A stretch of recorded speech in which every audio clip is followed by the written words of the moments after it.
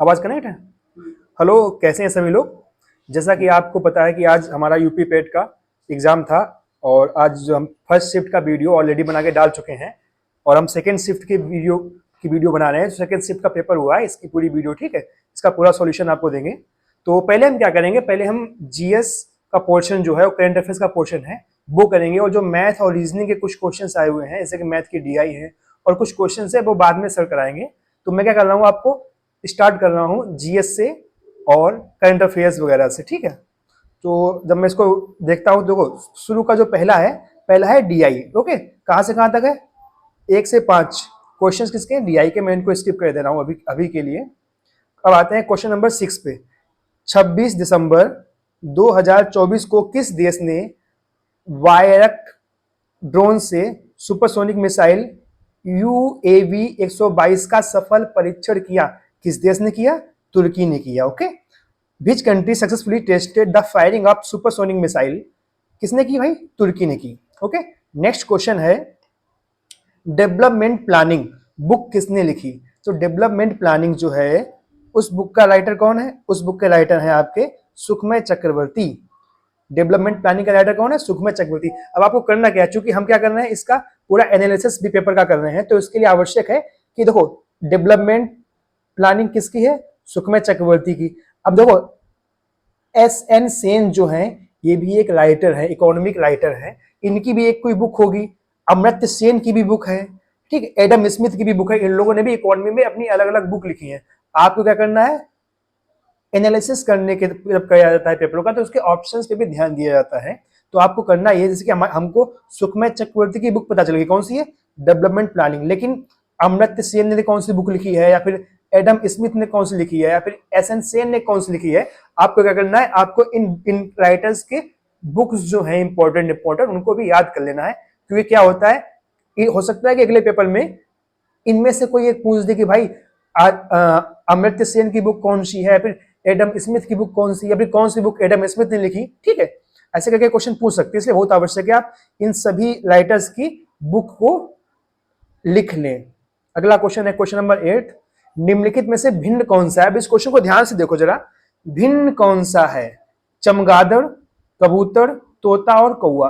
और पांचवा है उपयुक्त में से कोई नहीं। लेकिन अगर हम इसमें देखेंगे, देखो चमगादड़ क्या है? चमगादड़ भी पंछी है, कबूतर पंछी है, तोता भी पंछी है, कौआ पंछी। ये चार के चारों पंछी हैं और चार के चारों उड़ते हैं। अगर इन पंछियों के साथ कोई जानवर वगैरह होता तो जानवर क्या होता, इनमें से भिन्न हो जाता।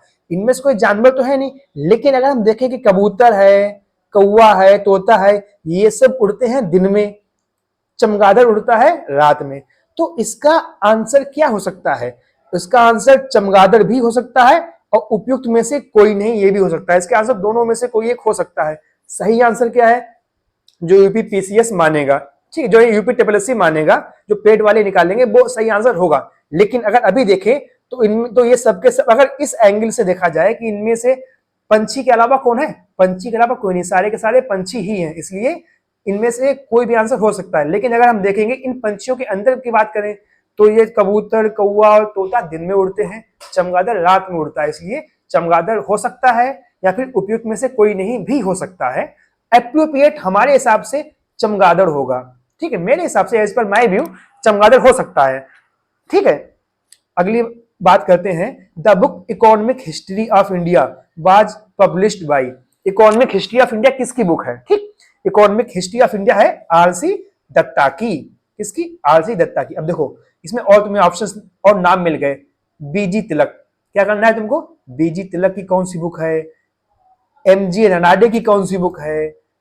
एस.एन. सेन की कौन सी बुक है? आपको क्या करना है, इन राइटर्स की बुक जो है इंपॉर्टेंट वो भी लिख लेनी है, जिससे कि अगर आगे आने वाले पेपर में पूछ दे कि ये बुक किसकी है और ऑप्शन में आपको ये दिखे तो वो आप निकाल सकोगे, हाँ मैंने पढ़ी है कि बीजी तिलक की कौन सी है, ठीक है, एस.एन. सेन की कौन सी है, आपको याद कर लेनी है इंपॉर्टेंट बुक्स, ठीक है।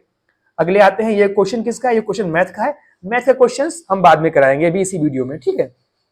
मैथ और डीआई के सॉल्यूशन क्वेश्चंस आपको पूरे सॉल्यूशन के साथ कराए जाएंगे इसी वीडियो में, तो आप अंत तक देखते रहें, ठीक है। अगले आते हैं, देश में एक से अधिक स्तर की सरकार के अस्तित्व को दर्शाता है क्या? कौन बताए? संघवाद। संघवाद क्या करता है? संघवाद का मतलब है कि देश में अलग अलग इस तरह की सरकारें हैं, जैसे कि अपने यहाँ पे एडमिनिस्ट्रेशन, ठीक, जुडिशरी, अलग अलग इस तरह की सरकारें हैं, संघवाद दर्शाता है। ठीक, लोकतंत्र जहां पे डेमोक्रेसी, जानती हो डेमोक्रेसी क्या होती है? यूनाइटेड सिस्टम कौन, यूनिटरी सिस्टम क्या होता है? अच्छा, इसका आप ऑप्शन देखते हैं, डी वाला ऑप्शन देखो, यूनिटरी सिस्टम। यूनिटरी सिस्टम वो होता है जिसमें राष्ट्रपति, उसके नीचे सब कुछ उसके नीचे ही हो, अलग अलग डिवीजन ना हो, जैसे कि अमेरिका में देखो यूनिटरी सिस्टम है। ठीक, सेकुलरिज्म, जहाँ पे धर्मनिरपेक्ष, जहाँ पे किसी भी धर्म को मान्यता ना दी गई हो, वो उसे क्या कहते हैं? सेकुलरिज्म। सेकुलरिज्म माने क्या होता है?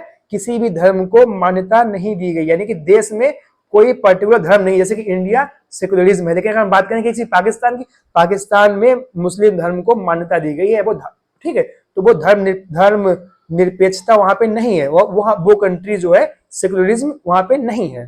ठीक, डेमोक्रेसी पता है, जहां पे व्यक्ति खुद वोट देता है वो डेमोक्रेसी हो गया, जहां पे लोगों को वोट देकर अपना नेता चुनने का अधिकार, दैट इज डेमोक्रेसी। अगला क्वेश्चन देखते हैं, रेगिस्तानी पौधों में से निम्न का कौन सा अनुकूलन सामान्य है, यानी कि which of the following adaptation is common in desert plant. Desert plant में कौन सी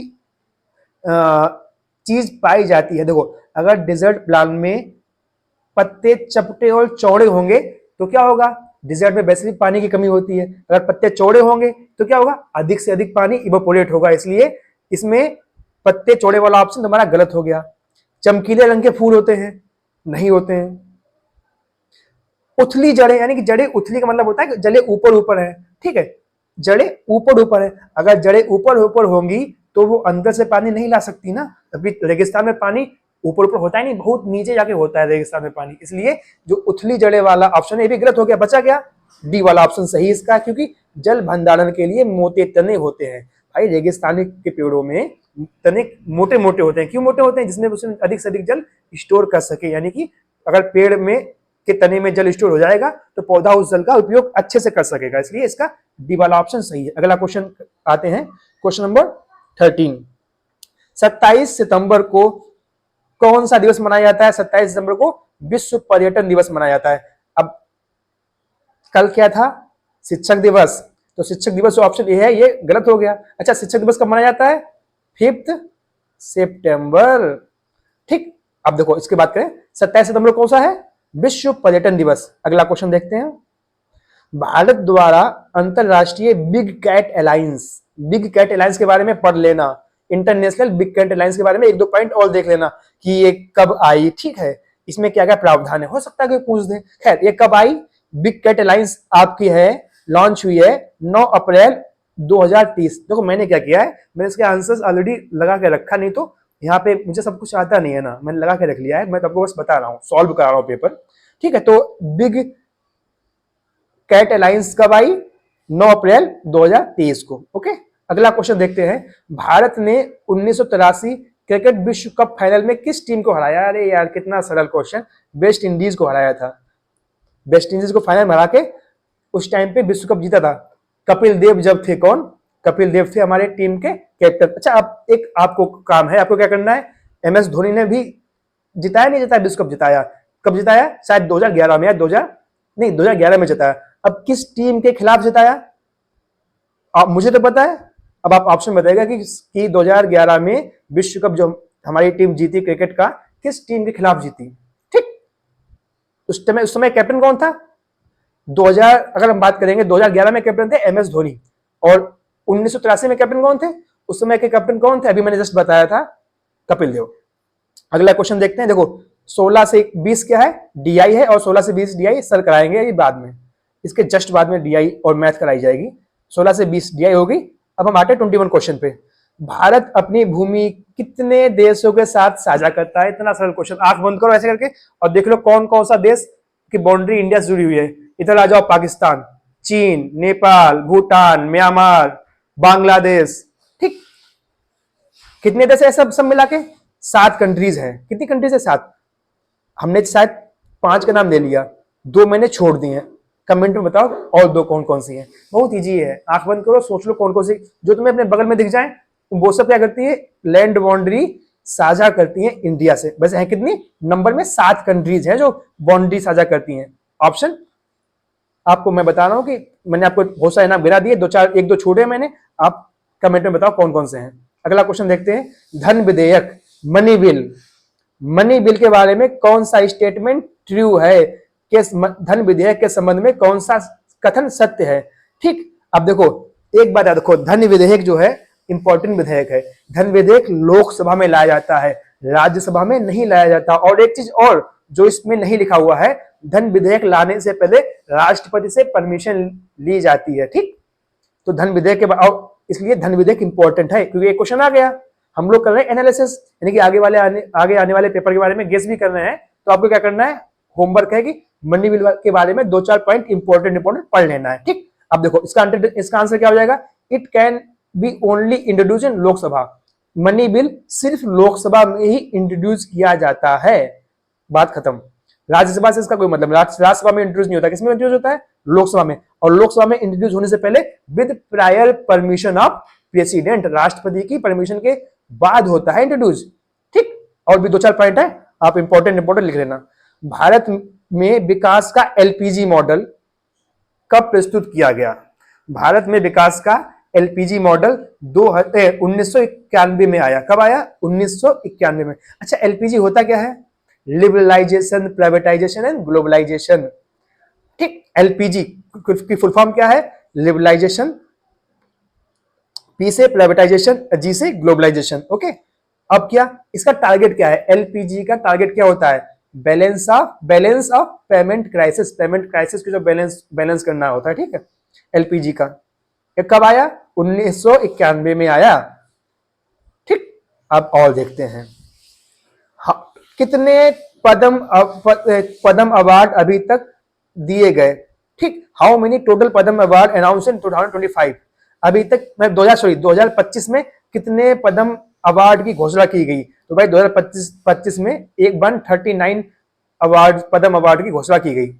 अगला प्रश्न देखते हैं, time gap between question our and agenda of the day. अब देखो, पार्लियामेंट में जब कोई सेशन होता है तो सबसे पहले क्या होता है? सबसे पहले क्या होता है? क्वेश्चन आवर होता है। 11 बजे से शुरू होता है सब, 11 से 12 क्वेश्चन आवर। उसके बाद एक गैप होता है, उसके बाद एजेंडा ऑफ द डे होता है। तो तुमसे पूछा गया उस गैप को क्या कहते हैं? उस गैप को कहते हैं जीरो आवर। ठीक, यानी कि सबसे पहले क्वेश्चन आवर होता है, उसके बाद जीरो आवर। जीरो आवर मतलब में क्या होता है? जीरो आवर में लोग जो एमपीज होते हैं वो प्रश्न पूछते हैं। ठीक, तो पहले क्या होता है? Question hour, then zero hour. Zero hour में प्रश्न पूछे जाते हैं, after that agenda of the day. ठीक, अब मोटी मोटी बात इस प्रश्न के हिसाब से यह है कि agenda of the day, agenda के बीच और शून्य काल के बीच क्या अंतर है? Sorry, agenda of the day और प्रश्न काल के बीच में क्या क्या आता है? जीरो आवर आता है। ओके, ठीक है। क्वेश्चन नंबर 26 देखते हैं, रुद्र दमन ने गिरनार शिलालेख में सुदर्शन झील बहुत आवश्यक है भाई, सुदर्शन झील के बारे में पढ़ लेना आवश्यक है। ठीक, तो सुदर्शन झील का उल्लेख है, उसका निर्माण किस मौर्य शासक के शासन काल में हुआ? तो भाई रुद्र, इसका जो निर्माण है ये आपका हुआ है चंद्रगुप्त मौर्य के शासन काल में। किसके शासन काल में हुआ है? चंद्रगुप्त मौर्य के शासन काल में। अब आपको करना क्या है? सुदर्शन झील के बारे में पढ़ लेना है। सुदर्शन झील आवश्यक है, हिस्ट्री में सबसे इंपॉर्टेंट टॉपिक्स में से आती है सुदर्शन झील। ठीक, अब क्वेश्चन नंबर 27 रीजनिंग है, सर करा देंगे। क्वेश्चन नंबर 28 की बात करते हैं, डीआरडीओ की स्थापना कब हुई? कुछ सोचना ही नहीं है, 1958 में। 1958 में डीआरडीओ की स्थापना हुई, बिल्कुल सही आंसर। अगला क्या है? Human being the posture of balance of body is controlled by, अरे यार, सेरिबेलम द्वारा कंट्रोल होता है, बिल्कुल सही आंसर। ठीक, हाँ ये कर लेना, जो और ऑप्शन जैसे कि पोर्श है, सेरेब्रम है, इन सब से क्या होता है चाहो तो ये सब देख लेना कि इस पोर्श से क्या होता है, सेरेब्रम का क्या रोल है। ठीक है, इनका क्या रोल है बॉडी में, चाहो तो देख लेना, हो सकता है इसमें से क्वेश्चन कोई पूछ दे, क्योंकि UPSC, UPPCS, UP triple SC के कुछ क्वेश्चन पेपर्स से के ऑप्शन से भी क्वेश्चंस बनाए जाते हैं, इसलिए बहुत आवश्यक है कि पेपर एनालिसिस करते करते हम उसके सारे ऑप्शंस को भी देखें। ठीक, 29 में क्या हो गया कि मनुष्य में शरीर की मुद्रा और संतुलन किसके द्वारा नियंत्रित होती है?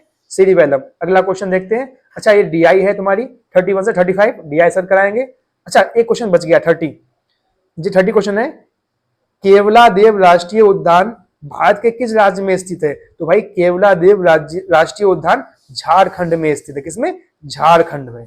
केवलादेव झारखंड में स्थित है। अब इस क्वेश्चन से तुम्हें क्या सीखना है कि हो सकता है कि कल आने वाले प्रश्न पेपर में भी राष्ट्रीय उद्यान नेशनल पार्क के बारे में पूछ ले। इसलिए क्या करना क्या है, जो नेशनल पार्क अभी करंट अफेयर्स में रहे हैं 5 6 7 इंपॉर्टेंट किस राज्य में है वो आपको देख लेना है कि कौन से राज्य में कौन सा नेशनल पार्क है। लेकिन सारे तुम याद नहीं कर सकते, 5 6 जो इंपॉर्टेंट है वो देख लेना, ठीक, क्योंकि ऐसे क्वेश्चन मोस्टली करंट में जो रहते हैं उनसे पूछे जाते हैं। अब आपका 31 से 35 डीआई है डीआई सर कराएंगे। 36 पे आ जाते हैं। भारत का पहला विदेशी जन औषधि केंद्र किस राज्य में आया, सॉरी किस देश में किया गया? भारत का पहला विदेशी जन औषधि केंद्र किस देश में शुरू हुआ? तो ये शुरू हुआ है भाई ओमान में। ऑप्शन कौन सा है? इनमें से कोई नहीं, ना तो नेपाल में, ना श्रीलंका में, ना बांग्लादेश में, ना मॉरिशस में। किसमें हुआ है? ओमान में, ठीक। अगला क्वेश्चन देखते हैं। हाँ, बौद्धिज्म का सबसे प्यारा क्वेश्चन है, बुद्धिज्म का क्वेश्चन है, सॉरी जैनिज्म का क्वेश्चन है। अब देखो जैनिज्म और बुद्धिज्म से क्वेश्चन पूछा है, पहली शिफ्ट में भी बुद्धिज्म से क्वेश्चन थे, इसमें भी जैनिज्म से क्वेश्चन है। यानी कि आप क्या करना है, बुद्धिज्म और जैनिज्म के बारे में थोड़ा बहुत आवश्यक पढ़ लेना है, जिससे कि आपका पेपर जो कल होने वाला है उसमें कोई भी प्रश्न ना छूटे, ठीक है। चलो, बुद्धिज्म का फर्स्ट शिफ्ट में था, सेकंड शिफ्ट में जैनिज्म का आ गया। और हाँ, जैनिज्म के भी एक और, शायद बुद्धिज्म के भी एक दो क्वेश्चन ऑप्शन और है, यानी कि बुद्धिज्म और जैनिज्म से अच्छे नंबर में क्वेश्चन पूछे जा रहे हैं। चलो इस क्वेश्चन पे आते हैं। 23 वे तीर्थंकर जो थे कौन से थे? पार्श्वनाथ। इनसे कौन सा प्रतीक जुड़ा है? तो भाई 23 वे जो पार्श्वनाथ जी थे, इनसे जो प्रतीक जुड़ा है वो है सांप। कौन सा है? सांप। अब देखो 23 वे कौन थे? पार्श्वनाथ। 24th कौन से थे? महावीर स्वामी। लिख लेना, 24th कौन से थे? महावीर स्वामी। और महावीर स्वामी से कौन सा प्रतीक है? लोटस का फूल जो है वो महावीर स्वामी का प्रतीक है। और महावीर स्वामी 24th तीर्थंकर थे। ऐसे ही फर्स्ट कौन था? बहुत ही आपसे कहा, यूपीएससी में पूछ सके शायद एक दो बार कि फर्स्ट तीर्थंकर कौन थे? ऋषभ देव थे। सॉरी, यूपी पीसीएस में पूछा गया शायद। ऋषभ देव पहले तीर्थंकर थे। और ऋषभ देव का प्रतीक कौन सा है? ऋषभ देव का प्रतीक है बुल, भैंसा। ओके, आपको अब दिख रहा होगा ऋषभ देव का प्रतीक कौन सा है? भैंसा। ओके, चलो अब क्वेश्चन नंबर 38 पे आते हैं। भारतीय संविधान की अनुच्छेद 129 के तहत क्या है? 129 के तहत किसे अभिलेख का न्यायालय घोषित किया गया है? अब देखो इसे कहते हैं इंग्लिश में कोर्ट ऑफ रिकॉर्ड। 129 आर्टिकल में किसे कोर्ट ऑफ रिकॉर्ड घोषित किया गया है? तो भाई 129 आर्टिकल में सुप्रीम कोर्ट और हाई कोर्ट को कोर्ट ऑफ रिकॉर्ड घोषित किया गया है। किसको किसको? सुप्रीम कोर्ट को और हाई कोर्ट को। अब इसमें देखो ऑप्शन पहला ग्राम न्यायालय, गलत, ठीक। Sorry, supreme court high court नहीं, सिर्फ सुप्रीम कोर्ट को, गलत हो गया, सॉरी। 129 में क्या है? सुप्रीम कोर्ट को किया गया है। 129 में सुप्रीम कोर्ट को किया गया है और 215 में किया गया है हाई कोर्ट को। हाई कोर्ट को किसमें किया गया है? आर्टिकल 215 में। आर्टिकल 215 में कहा गया है कि high court is a court of record. और आर्टिकल 129 में कहा गया है कि supreme court is court of record. इसमें क्या पूछा है? अनुच्छेद 129 के तहत कौन सा है? तो भाई अनुच्छेद 129 के तहत सर्वोच्च न्यायालय, हाई कोर्ट है, ठीक। जबकि अगर उच्च न्यायालय की बात होती, सॉरी सर्वोच्च न्यायालय मतलब सुप्रीम कोर्ट, अगर उच्च न्यायालय हाई कोर्ट की बात होती तो हाई कोर्ट किसमें है? हाई कोर्ट है 215 में। तो 129 में कौन सा है? सर्वोच्च न्यायालय, supreme court. Then supreme court is the right answer. अगला क्वेश्चन देखते हैं 39। जस्टिन ट्रूडो एक राष्ट्रपति है, उन्होंने भी हाल में ही क्या दिया है? अपने से इस्तीफा दिया है। एक मिनट रुकिएगा।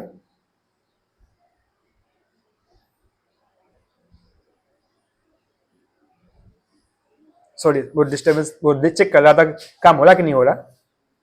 ठीक है, अब अगला देखते हैं 39 क्वेश्चन नंबर।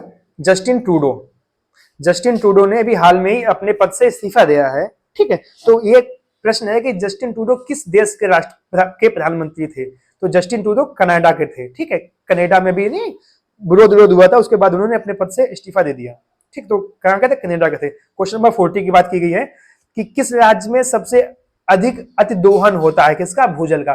बहुत ही सरल क्वेश्चन है, इसका तो सीधा सीधा पंजाब। क्यों पंजाब? क्योंकि पंजाब में हरित क्रांति आई थी।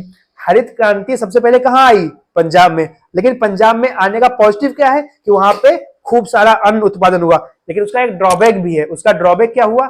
वहां से अन्न उत्पादन करने के लिए लोगों ने खूब सारी सिंचाई के लिए पानी नीचे से निकाला, धरती से निकाला, तो भूजल का दोहन हुआ। तो भूजल का दोहन इज अ ड्रॉबैक, ठीक। यानी कि कौन से देश में हुआ? पंजाब में हुआ। ग्राउंड वाटर का ओवर एक्सप्लॉयटेशन, ग्राउंड वाटर का ओवर एक्सप्लॉयटेशन कहां हुआ? सबसे अधिक पंजाब में। अगला क्वेश्चन देखते हैं, क्वेश्चन नंबर 41। बुक का नाम, एक बुक का नाम है conditions of economic progress. Conditions of economic progress, ये बुक किसकी है भाई? Condition of economic progress book है कॉलोनियल क्लर्क की। किसकी है? कॉलोनियल क्लर्क की। 41 का आंसर क्या है? बी। 41 का बी आंसर, कॉलोनियल क्लर्क। 42 देखते हैं, कंज्यूमर प्रोटेक्शन एक्ट कब आया? सीधी सीधा आंसर 1986। कुछ समझाना नहीं है। कंज्यूमर प्रोटेक्शन एक्ट, उपभोक्ता संरक्षण अधिनियम कब आया? उपभोक्ता संरक्षण अधिनियम आया आपका 1986 में। अब आते हैं 43 क्वेश्चन नंबर मैथ का है, सर बताएंगे, ठीक है। अब देखो जरा, टिपिटिक, जो टिपिटिक है इसमें क्या है? बुद्ध की पारंपरिक शिक्षाएं हैं। अब देखो, एक क्वेश्चन जैनिज्म का हो चुका है, तीर्थंकर के बारे में, अब आ गया बुद्धिज्म से क्वेश्चन, ठीक। अब इसमें पूछा है कि जो पारंपरिक त्रिपिटक के किस भाग में बुद्ध की पारंपरिक शिक्षाएं हैं? तो देखो, बुद्ध की पारंपरिक शिक्षाएं किसमें? सुत्त पिटक में। सुत्त पिटक में क्या है? बुद्ध की पारंपरिक शिक्षाएं। अब देखो, अगला एक पार्ट इसमें और है, विनय पिटका, विनय पिटक। विनय पिटक में क्या है? विनय पिटक में है रूल्स फॉर मॉन्क। किसके लिए? रूल्स फॉर मॉन्क, यानी कि नियम है। इसमें क्या है? नियम, यानी कि मॉन्क्स को कैसे जीवन जीना चाहिए, उन सब के बारे में नियम किसमें है? विनय पिटक में। विनय पिटक में मॉन्क्स के बारे में नियम है, ठीक। और दीपवंश में क्या है? दीपवंश में बुद्धिज्म जो श्रीलंका गया, श्रीलंका जो बुद्धिज्म का जो प्रचार प्रसार श्रीलंका में हुआ है, तो उसकी हिस्ट्री है। श्रीलंका में बुद्धिज्म का जो प्रचार प्रसार और उसका फैलाव हुआ है, उसकी हिस्ट्री किसमें है? उसकी हिस्ट्री है दीपवंश में, ठीक। अच्छा, अगला क्या है हमारे पास? एक ऑप्शन और है, अभिधम्म पीटक। अभिधम्म पीटक में क्या है? अभिधम्म पीटक में फिलॉसफी है, बुद्धिज्म धर्म की जो फिलॉसफी के बारे, फिलॉसफी किसमें है? अभिधम्म पीटक में, ठीक। तो हमारा राइट आंसर क्या है? हमारा राइट आंसर आपका सुत्त पीटक। राइट आंसर क्या है? सुत्त पीटक, यानी कि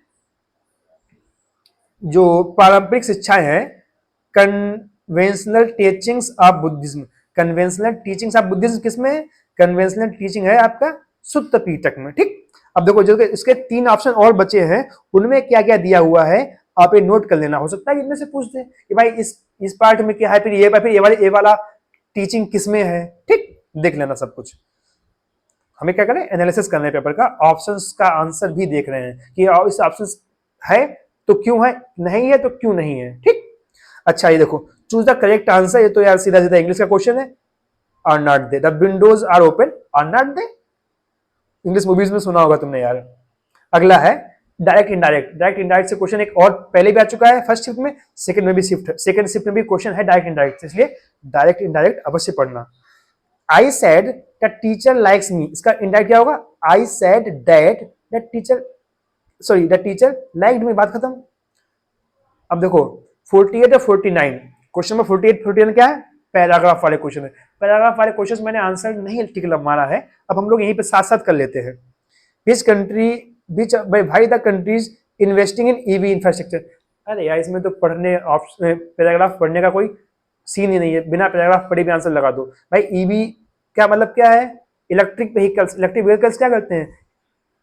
मोटर जो है उसका बैटरी से चलता है, उसे धुआं नहीं निकलता है, तो क्या पोल्यूशन नहीं निकलेगा। अब देखो, पोल्यूशन वाला कोई है?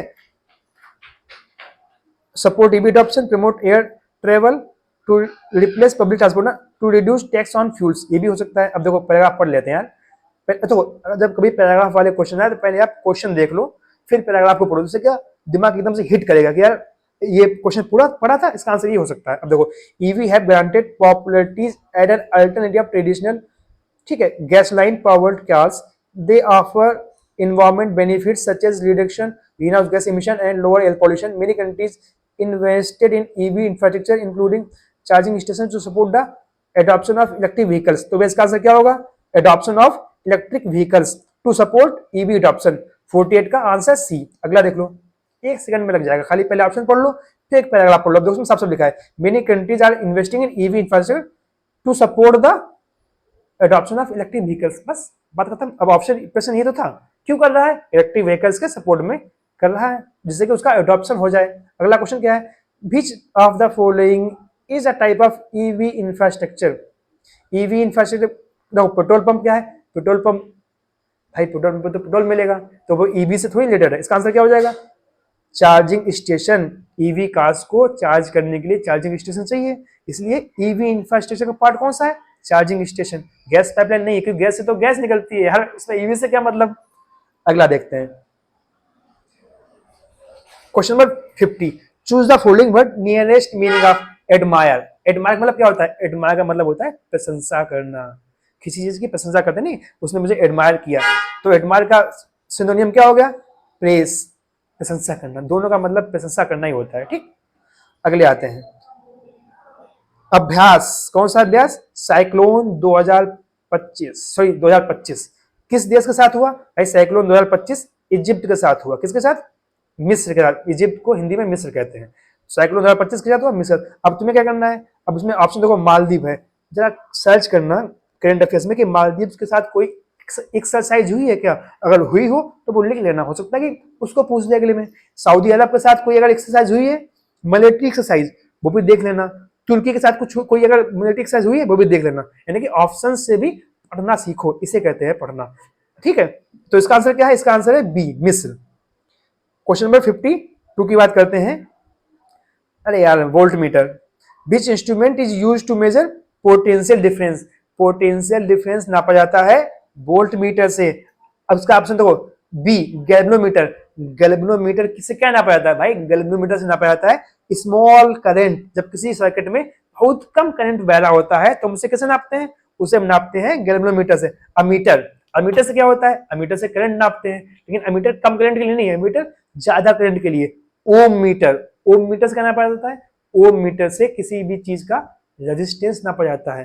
तो आपके लिए करेक्ट आंसर क्या है? करेक्ट आंसर है वोल्ट मीटर, ठीक। क्योंकि हमको क्या नापना है?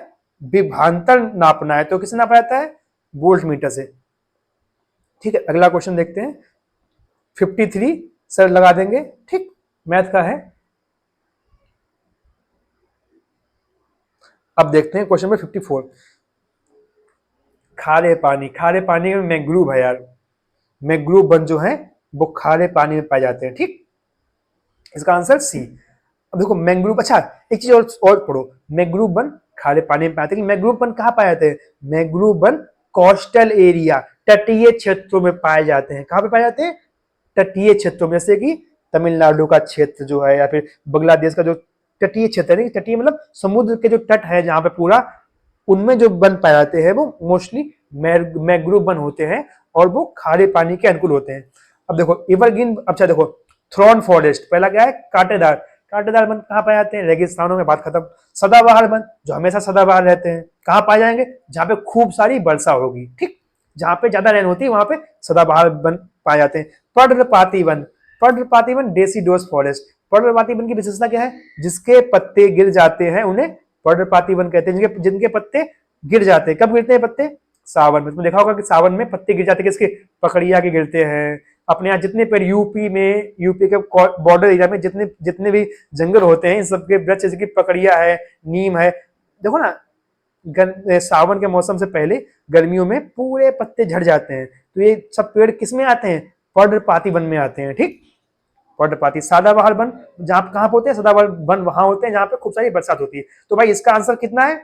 54 का आंसर है सी, मैंग्रोव वन। मैंग्रोव वन किसके लिए? सलाइन वाटर, ठीक।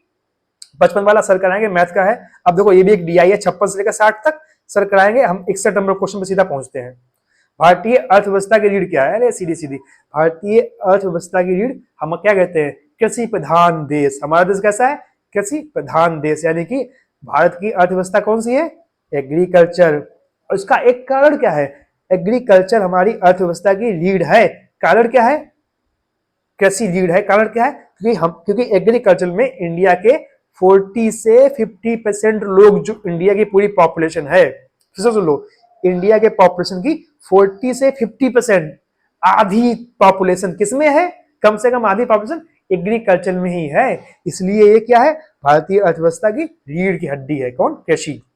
अगला आते हैं, मार्च किस प्रदेश का पारंपरिक लोक नाट्य है? भाई मार्च है आपका मध्य प्रदेश का। ठीक, अगला देखते हैं, ग्रैंड मैन ऑफ इंडिया। अरे भाई दादा भाई नौरोजी। दादा भाई नौरोजी क्या है? Grand man of India. अच्छा देखो, दादा भाई नौरोजी के बारे में एक दो पॉइंट और है आवश्यक। ठीक, देखना अवश्य आपको मिलेंगे।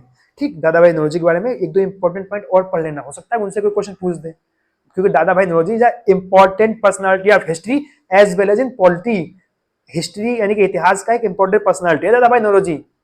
पॉलिटी में भी इनका बहुत योगदान है, इसलिए इनके बारे में दो पॉइंट पढ़ लेना इन्हें। अब देखो इसका आंसर क्या है? भारत के ग्रैंड ओल्ड मैन किसे कहा जाता है? दादा भाई नौरोजी। ऑप्शन ए सही, एग्जैक्ट इजन आंसर है। आपको जितने आंसर यहाँ प्रोवाइड किया है सब वेरीफाइड आंसर है। ठीक है, 2-3 बुक से प्लस इंटरनेट से वेरीफाइड आंसर। अच्छा, अब देखो क्वेश्चन नंबर 64 एक उसका रीजनिंग का सर कराएंगे। 65 फिजिक्स का है, मैं ही करा दे रहा हूं। क्या है ये? 2 एम्पियर विद्युत धारा, किसी सर्किट में विद्युत धारा यानी करंट फ्लो हो रहा है, कितना? 2 एम्पियर। ठीक, विभवांतर वोल्टेज कितना है? 0.2। इनके बीच प्रतिरोध कितना होगा? अब तुमने एक फॉर्मूला पढ़ा होगा, यहाँ देख रहे हैं, हमने लिखा भी, देखो B equal to I R, एक फॉर्मूला है वोल्टेज का, B is equal to I R. Class शायद 8th में या 9th की फिजिक्स में है। ठीक, या फिर 10th में होगा, मुझे सही से याद नहीं है, शायद 10th में होगा। B is equal to I R. ठीक, यहां से क्या मिल जाएगा? R is equal to B upon I. R is equal to B upon I. हमें निकालना क्या? रेजिस्टेंस यानी कि प्रतिरोध। तो प्रतिरोध क्या होगा? प्रतिरोध हो गया विभवांतर अपॉन करंट। तो विभवांतर कितना है? 0.1, करंट कितना है? 2, तो रेजिस्टेंस कितना हो गया? 0.05। इसका आंसर कितना है? D. B equal to I R वाले फॉर्मूले से निकल आएगा। अगला क्वेश्चन देखते हैं, क्वेश्चन नंबर 66, छंदोगी उपनिषद में कितने स्टेज के बारे में बात की? कौन से स्टेज? आश्रम। छंदोगी उपनिषद में कितने आश्रम की बात की गई? अब तो आश्रम कौन कौन से हैं? गृहस्थ है, वानप्रस्थ है, ठीक, ब्रह्मचार्य है, और कौन सा है? संन्यास। कितने, कौन कौन से हैं? सबसे पहले कौन सा है? ब्रह्मचार्य, आफ्टर दैट गृहस्थ, फिर वानप्रस्थ, आफ्टर संन्यास। कितने? 4। और ये पूछा गया है कि जो छंदोगी उपनिषद है उसमें कितने आश्रम को सार गर्भित किया गया है? ठीक है, क्लियरली रिफर्स। तो उसका आंसर उसमें कितने? उसमें 4 के चारों की बात की गई है। कितने के? जितने 4 हैं, वानप्रस्थ, ब्रह्मचार्य, गृहस्थ और संन्यास, उसमें चारों की बात की गई है। कितने की? 4 के चारों की। इसका आंसर क्या हो जाएगा? उपयुक्त में से कोई नहीं, क्योंकि पहला में 2 की बात कर रहा है, दूसरे में 2 की बात है, तीसरे में 2 ही है, और दिवाले में 3 ही दिए हुए हैं, 4 के 4 किसी में नहीं है, यानी कि इसका उपयुक्त में से कोई नहीं। देखो, अगर तुम्हें किसी भी प्रश्न में लगता है कि मेरा आंसर गलत है तो भाई कमेंट में जरूर लिख देना, क्योंकि जो और बच्चे वीडियो को देखेंगे उनके लिए हेल्पफुल होगा। ओके, और हाँ, जब कमेंट में लिखो तो उसके पीछे रेफरेंस जरूर लिखना। जैसे कि मैंने इस क्वेश्चन का रेफरेंस लिया है एंसेंट की जो हिस्ट्री की बुक है पुरानी वाली, उससे नहीं, वो हिस्ट्री की नहीं है, सॉरी, एंसेंट की हिस्ट्री यूपी बोर्ड की मैंने लिया है, यूपी बोर्ड की बुक से इसका आंसर। ठीक है, हो सकता है उसमें गलत हो, क्योंकि एनसीईआरटी में दिया नहीं था, ओल्ड एनसीईआरटी में दिया नहीं था, हो सकता है उसमें कुछ हो गलत हो सकता है। देखो, एनसीईआरटी को छोड़कर किसी भी बुक पर आंख बंद करके विश्वास मत करो। ठीक, अगर आपको लगता है कि किसी भी क्वेश्चन का आंसर गलत है तो भाई उसका सही आंसर कमेंट में जरूर लिखो। ये आपकी बुद्धिमत्ता है और ये हमारे लिए मदद है, it will help us. Okay, इसका आंसर क्या है मेरे हिसाब से? ई। क्यों ई है? क्योंकि उसमें 4 के चारों स्टेज की बात की गई है। अगला क्वेश्चन देखते हैं, आरबीआई पर है। आरबीआई तत्काल सीमा पार खुदरा भुगतान सक्षम करने के लिए किस अंतरराष्ट्रीय पहल में शामिल हुआ? तो भाई आरबीआई जो है प्रोजेक्ट नेक्सस में शामिल हुआ है। किसमें? प्रोजेक्ट नेक्सस में। RBI join to enable instant cross border retail payment. कौन सा है? Project nexus. ठीक, अगला देखते हैं, ब्रह्मपुत्र में, तिब्बत में ब्रह्मपुत्र नदी को क्या कहा जाता है? तो भाई तिब्बत में ब्रह्मपुत्र नदी को तसांगपो कहा जाता है। क्या? तसांगपो। अच्छा देखो, ऑप्शंस को भी पढ़ना सीखो। एक ऑप्शन दिया हुआ है दिहांग, तो भाई तिब्बत नदी को अरुणाचल प्रदेश में दिहांग कहा जाता है। ठीक, अगला एक ऑप्शन और भी है हमारे पास, कौन सा? लोहित। लोहित क्या है? लोहित ब्रह्मपुत्र नदी की एक ट्रिब्यूटरी है। ठीक, अब देखो इसमें एक ऑप्शन और है लिहास। लिहास ऑप्शन भी इसका आंसर नहीं है। क्यों नहीं है? क्योंकि Lhasa is the capital of Tibet. ये सब ऑप्शन जो बचे हुए तीन है, दिहांग, लिहास और लोहित, ये गलत है। गलत क्यों है? क्योंकि दिहांग अरुणाचल प्रदेश में कहा जाता है, ना कि तिब्बत में। पूछा क्या है? तिब्बत। ठीक, लोहित क्या है? ट्रिब्यूटरी ऑफ ब्रह्मपुत्र, यानी कि ब्रह्मपुत्र की एक सहायक नदी है। लहासा क्या है? Capital of Tibet. ठीक, यानी कि इसका आंसर क्या है? बी। ठीक, तपासंग। अगला आते हैं 69, मैथ का है 70 क्वेश्चन पे देखते हैं। निम्नलिखित में से किसे 2024 में पैरा तैराकी के लिए अर्जुन पुरस्कार मिला? यार तो करंट अफेयर का क्वेश्चन है, इसका आंसर आपका सी वाला, मुरलीकांत राजाराम पेटकर।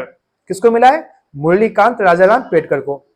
ठीक, ये गद्यांश है, जैसे इंग्लिश वाला लगा, या गद्यांश तो बहुत सरल है, आप स्वयं लगा लीजिएगा। इसे लगाने में सिर्फ समय का ही वेस्टेज होगा। ठीक, हमें पता है, पूरा विश्वास है यार, इतना पढ़ लिख के 12th पास किया हो तो गद्यांश तो लगा ही लोगे। किसने कितने तक है? देखो लगवाने को, जैसे अभी मैं इंग्लिश का लगवा दिया।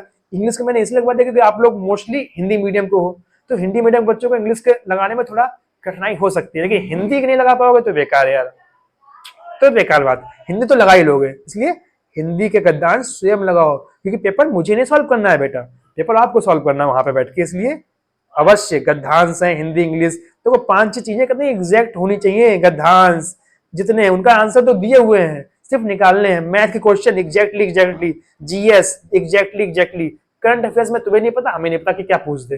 ठीक, चलो 65 क्वेश्चन के नीचे आते हैं। सॉरी 75 के बाद बात करते हैं 76 का। ये भी गद्यांश ही है। 71 से 80 10 क्वेश्चन गद्यांश के हैं, ये आपके पक्के वाले नंबर हैं, इनमें से गलत नहीं होना चाहिए। बाकी टिक लगा हुआ है, आप चाहो तो देख सकते हो, लेकिन मत देखो, खुद लगाओ, बहुत आवश्यक है, खुद से आना चाहिए। अब हिंदी व्याकरण के क्वेश्चंस हैं। उपकार को मानने वाला क्या कहलाता है? कृतज्ञ। मैंने गलती की यार, मैंने हिंदी व्याकरण के क्वेश्चन करवा दिए, गलती की। हिंदी व्याकरण के क्वेश्चन भी तुम्हें करने चाहिए थे खुद। हिंदी तो तुम पढ़ते हुए आ रहे बचपन से, हिंदी व्याकरण नहीं हो पाएगी। चलो खैर, 81 का आंसर क्या है? सी। अब एक कहानी है कश्मीरी सेब, कहानी के कहानीकार कौन है? कश्मीरी सेब के कहानीकार है राजेंद्र सिंह। कौन है? राजेंद्र सिंह। तो ना तो ए, ना तो बी, ना तो सी, ना तो डी, इसका आंसर सही है ई, उपयुक्त में से कोई नहीं, क्योंकि कश्मीरी सेब के कहानीकार कौन है? कश्मीरी सेब के कहानीकार है राजेंद्र सिंह। अगला क्या है? डंडा का तत्सम शब्द क्या है? चलो मैं तो, मेरे हिसाब से सब सही है, मैंने कोई भी आंसर टिक नहीं मारा। अब आपको क्या करना है? डंडा जो शब्द है वो तद्भव है, इसका तत्सम क्या होगा तुम बताओ।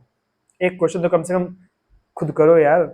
तद्भव शब्द है डंडा, इसका तत्सम क्या होगा? It's your work, okay, I will leave it on you. 84 Hindi व्याकरण का है, मुझे समझ में नहीं आया भाई, मुझ पे नहीं लगा, तुम देख लेना। 84 में लीव कर रहा हूं अपनी तरफ से, आप बताइएगा। ये हिंदी का देखो, शारीरिक एक अशुद्ध शब्द है, शुद्ध क्या हो जाएगा? ये लिखा है शारीरिक, शारीरिक शब्द ही नहीं होता है, होता क्या है? शारीरिक। ठीक, शारीरिक संबंध शारीरिक होता है ना। Option A. रसिया किस राज्य का क्षेत्रीय गीत है? तो भाई रसिया उत्तर प्रदेश का। आप देखो इसके ऑप्शंस देखो, झारखंड, छत्तीसगढ़, राजस्थान। आपको क्या करना है? जो बचे हुए 3 प्रदेश है, इनका भी जो लोकगीत है लिख लेना है, हो सकता है कि उनमें से कोई अगली बार पूछ दे। ठीक है, तो रसिया किसका है? रसिया उत्तर प्रदेश का है। 86 का ए। अगला देखो, फॉरवर्ड ब्लॉक की स्थापना किसने की? यार सुभाष चंद्र बोस। फॉरवर्ड ब्लॉक की स्थापना सुभाष चंद्र बोस ने की। ठीक, अगला 88 क्वेश्चन नंबर। अंतरराष्ट्रीय नागरिक उड्डयन संगठन इंटरनेशनल सिविल एविएशन ऑर्गेनाइजेशन का हेडक्वार्टर कहां पे? मॉन्ट्रियल में है। किसमें? मॉन्ट्रियल में। 88 का ए। अरे 89 क्वेश्चन नंबर, बहुत सरल। इसमें क्या किया गया है? भारतीय संविधान के अनुच्छेद 57 के अनुसार कोई व्यक्ति जो के रूप में पद धारण करता है या जिसने वह पद धारण किया है, इस संविधान के अन्य प्रावधानों के अधीन उस पर पुनः निर्वाचन के लिए पात्र है। सीधा सीधा प्रश्न क्या है कि अनुच्छेद 57 में किसके पुनर्निर्वाचन यानी कि री इलेक्टेड की बात की गई है? तो भाई आर्टिकल 57 में प्रेसिडेंट और गवर्नर यानी कि राष्ट्रपति और राज्यपाल के री इलेक्शन की बात की गई है। ठीक, यानी कि वो दोबारा अपने पद पे री इलेक्ट हो सकते हैं। एग्जाम्पल अब जरा सोच के देखो, जो पिछले हमारे हामिद अंसारी साहब थे, वो भी उपराष्ट्रपति, वो भी बार बार इलेक्टेड, वो भी बार बार री इलेक्ट हो रहे थे, लेकिन उनकी बात नहीं इसमें, इसमें किसकी बात है? गवर्नर की और राष्ट्रपति की। ठीक, तो इसका आंसर क्या हो जाएगा? सी, राष्ट्रपति, क्योंकि इसमें गवर्नर है ही नहीं। कौन सा है? सिर्फ राष्ट्रपति दिया हुआ है, तो इसका आंसर सी। लेकिन गवर्नर और राष्ट्रपति दोनों हो सकते हैं इसमें। ठीक है, प्रेसिडेंट और गवर्नर। खैर 89 का सी। 90 पे आते हैं। मनीष सिंघल, मनीष सिंघल को महासचिव बनाया गया है। किसमें, किसके महासचिव है? ये महासचिव आपके association chambers of commerce and industry. ठीक है, ऑप्शन नंबर बी। हाँ, ऑप्शन नंबर बी ठीक, Manish Singhal, option number B. Question number 90, Bharat छोड़ो आंदोलन 2 अक्टूबर, इसका आंसर कितना है? 2 अक्टूबर 1942। अगला देखो, क्विट इंडिया मूवमेंट रेजोल्यूशन कब पास हुआ? 2 अक्टूबर, सॉरी हाँ, अक्टूबर 1942, 2 अक्टूबर नहीं, अक्टूबर 1942, ऐसे याद करो। किसना? अक्टूबर 1942, क्विट इंडिया मूवमेंट। अगला क्वेश्चन, क्यूबा की राजधानी क्या है? हेवन, सॉरी हवाना, हेवन नहीं हवाना, क्यूबा की राजधानी हवाना। उसकी मुद्रा पेसो है, हमारे सर जी बोल रहे हैं मुद्रा पेसो है। ठीक, अब ये क्वेश्चन केमिस्ट्री का है, मैं करा दे रहा हूँ। रासायनिक अभिक्रिया जब होती है तो ऊष्मा का अवशोषण होता है, यानी कि एब्जॉर्प्शन होता है। तो अभिक्रिया मिश्रण के तापमान क्या होगा? जब ऊष्मा को अवशोषित करेगा तो क्या होगा? या तो तापमान गिर तो सकता नहीं है, तो तापमान गिर सकता है क्या? नहीं गिर सकता, तापमान बढ़ेगा, राइज इन टेम्परेचर। ठीक, तापमान सेम तो रहेगा नहीं, जब बाहर से तापमान ऊर्जा ली जाएगी तो तापमान सेम कैसे रहेगा? तापमान बढ़ जाएगा। इसका आंसर नंबर ए। 94 मैथ का है, मास्टर साहब कराएंगे हमारे। 95 पे आते हैं। हड़प्पा सभ्यता, हड़प्पा सभ्यता में आयरन नहीं था यार, लोहा नहीं था। क्या नहीं था? लोहा। हड़प्पा सभ्यता ब्रोंज युग था। अब ब्रोंज में क्या क्या होता है? ब्रोंज में टिन भी होती है। देखो एक बार याद रखना, ब्रोंज में BRONZ, ब्रोंज यानी कांस्य, उसे कांस्य कहते हैं। ब्रोंज में क्या क्या होता है? कॉपर, इसे कहते हैं तांबा प्लस टिन। ठीक, कॉपर प्लस टिन का मिक्सर होता है ब्रोंज, यानी कि तांबा और टिन का मिक्सर होता है कांस्य। ठीक, सोना उस समय भी था। लोहा कब आया?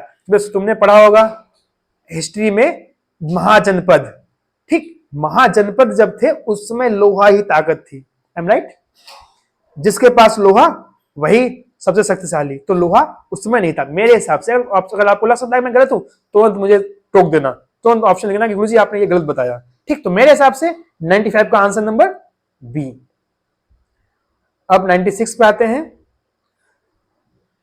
18वीं प्रवासी भारतीय दिवस सम्मेलन 2025 कहां आयोजित हुआ? भैया भुवनेश्वर में हुआ। ठीक, क्वेश्चन नंबर 97, क्वेश्चन नंबर 97, किस देश के छोटे अक्षर सततपूर्ण इकाइयों में विभाजन को दर्शाता है? इसका आंसर है बालकनीकरण। ठीक, 97 का डी। खैर इन स्टेप वो प्रॉब्लम हो गई, इसलिए माफी चाहता हूं, हमारे मास्टर साहब के मैसेज आ रहे थे। 98 क्वेश्चन नंबर देखो, 97 का आंसर नंबर डी। 97 का, सुभाष चंद्र बोस को भारतीय स्वतंत्रता लीग की अध्यक्षता किसने सौंपी? तो भैया वो सौंपी थी रास बिहारी बोस ने। पहले रास बिहारी बोस थे, उसके बाद उन्होंने अपनी वो जो अध्यक्षता थी सुभाष चंद्र बोस को सौंप दी। इसका आंसर 98 का बी। 99, प्राकृतिक गैस के जलने से ऊष्मापेक्षी अभिक्रिया के रूप में वर्गीकृत किया जाता है। क्यों? क्योंकि ये प्रकाश प्रोड्यूस करता है। ठीक, बिकॉज इट इज प्रोड्यूस। देखो बर्निंग ऑफ नेचुरल गैस पर एक्सोथर्मिक रिएक्शन, रिएक्शन कितने प्रकार होती है? रिएक्शन होती है 2 प्रकार की, एक्सोथर्मिक और एंडोथर्मिक। एक्सोथर्मिक में क्या होता है?